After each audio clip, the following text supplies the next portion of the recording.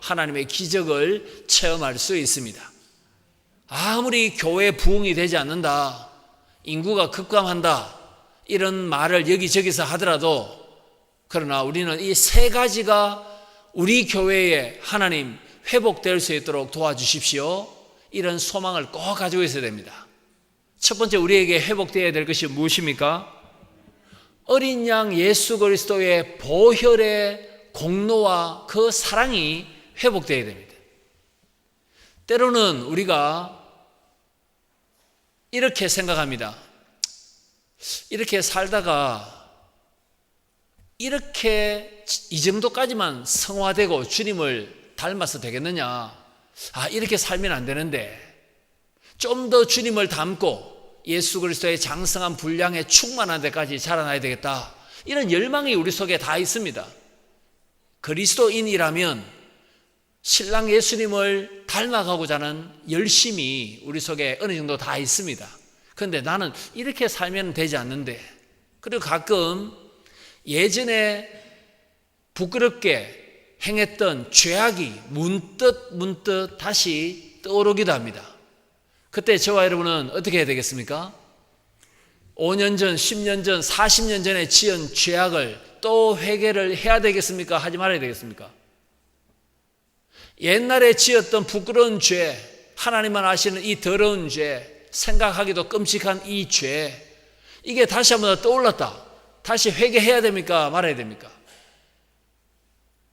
예전에 회개했던 죄가 또 떠오른다, 어떻게 하시겠습니까? 회개하지 말아야 합니다. 회개하면 안 됩니다. 그것은 사탄의 전술입니다.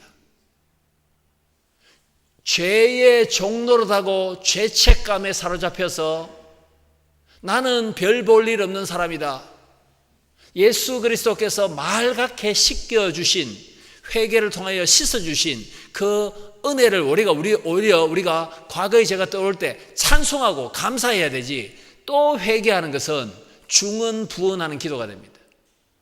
사탄은 끊임없이 우리의 부끄러운 죄악을 우리의 생각 속에 계속 심어줍니다. 너가 그렇게 죄를 지어놓고 뻔뻔스럽게 지금 예배 드린다고 말이 되느냐? 계속해서 우리의 삶 속에 기쁨을 빼앗아가려고 합니다. 이게 사탄 용의 전술입니다. 이때 저와 여러분 어떻게 해야 됩니까? 과거의 죄가, 회개했던 과거의 죄가 또 떠오른다면, 그래, 내 구주 예수 그리스도의 어린 양 예수 그리스도의 사죄의 은총 때문에, 그래, 내가 용서받았다, 그래, 그 죄악 때문에 내가 회개하고 이 정도 다시 주님을 의지하고 거룩하게 살려고 이렇게 힘쓰는 것, 이것도 죄보다 더 큰 은혜를 베푸시는 하나님의 자비와 긍휼이다. 오히려 과거의 죄가 떠오를 때는 후회가 아니라 그 가운데서도 나를 건져주신 하나님을 찬송할 수 있는 것이 우리의 특권인 줄 믿습니다. 이것이 예수님께서 흘리신 어린 양, 세상 죄를 지고 가신 어린 양 예수 그리스도께서 우리에게 베푸시는 은혜입니다. 마귀의 교묘한 전술에 속아 넘어가서는 되지 않고 담대하게 주님께서 주신 의로움을 감사 찬송하는 저와 여러분 되어야 되겠습니다. 두 번째, 우리가 어떻게 해야 되겠습니까? 성천하신 예수 그리스도께서 베푸시는 은혜를 누리기 위해서는 어린 양의 피, 그 다음 무엇입니까? 자기들이 정언하는 말씀, 우리가 믿는 말씀, 복음, 우리가 증거하고 자랑하는 이 복음으로 무장될 때 우리는 사탄을 이겼고 우리는 성천하신 예수 그리스도께서 베푸시는 그 은혜와 자비와 긍휼을 더욱더 의지할 수 있음을 믿습니다. 올해도 1월 1일 성경 일독해야 되겠다고 다 다짐하셨죠? 이제 3달 남았습니다.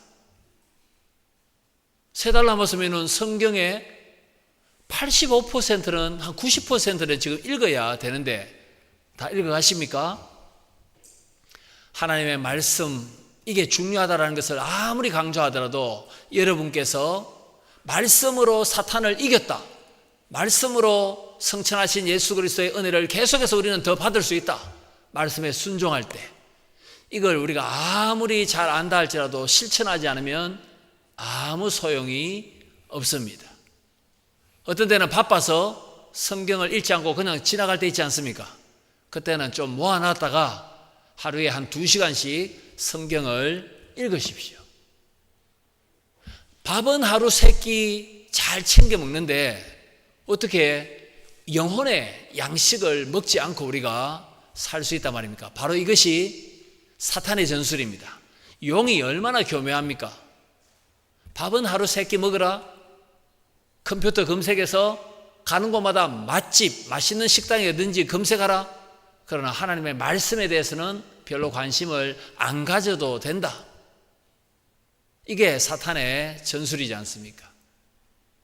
말씀을 읽을 때 지혜가 있고 말씀 따라 기도할 때 생각지도 못했던 하나님의 은혜와 깨닫게 하시는 것은 말씀을 읽고 기도하는 사람만 누릴 수 있는 복입니다.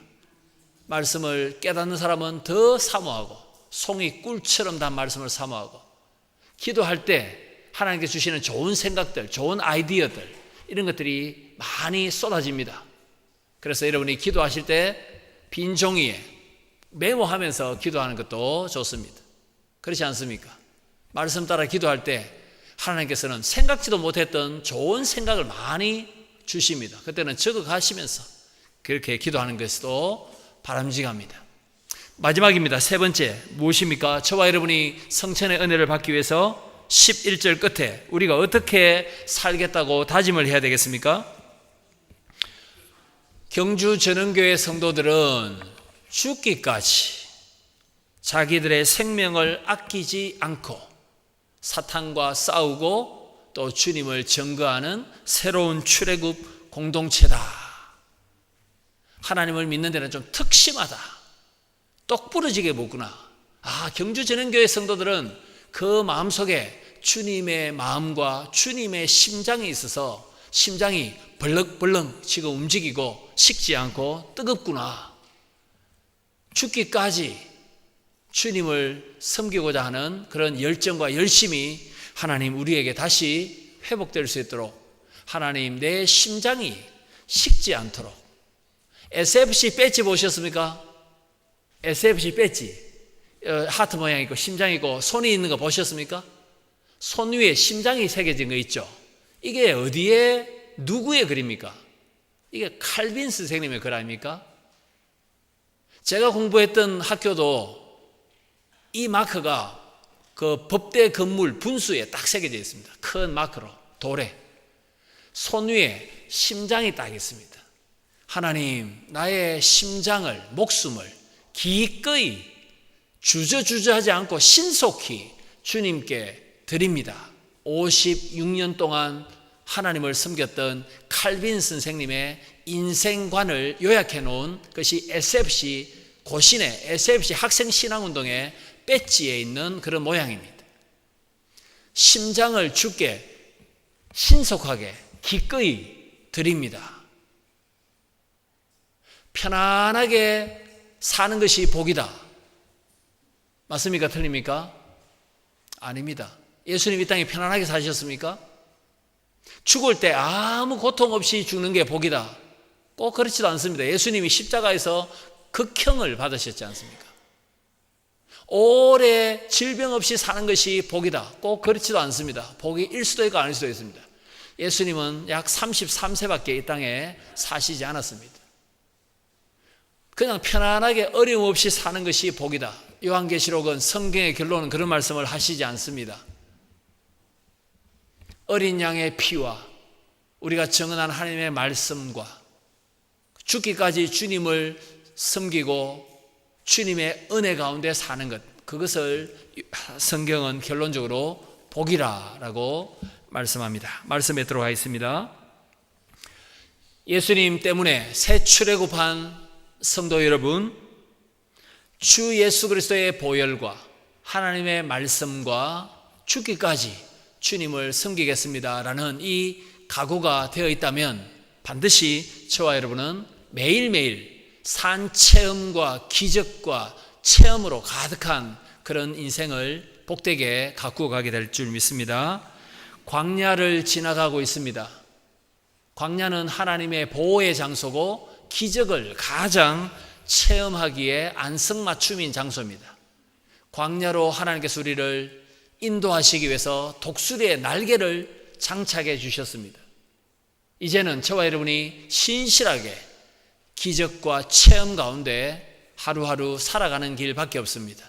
성천하신 주님은 오늘도 우리에게 은혜를 베푸시기를 쉬지 않으실 것입니다.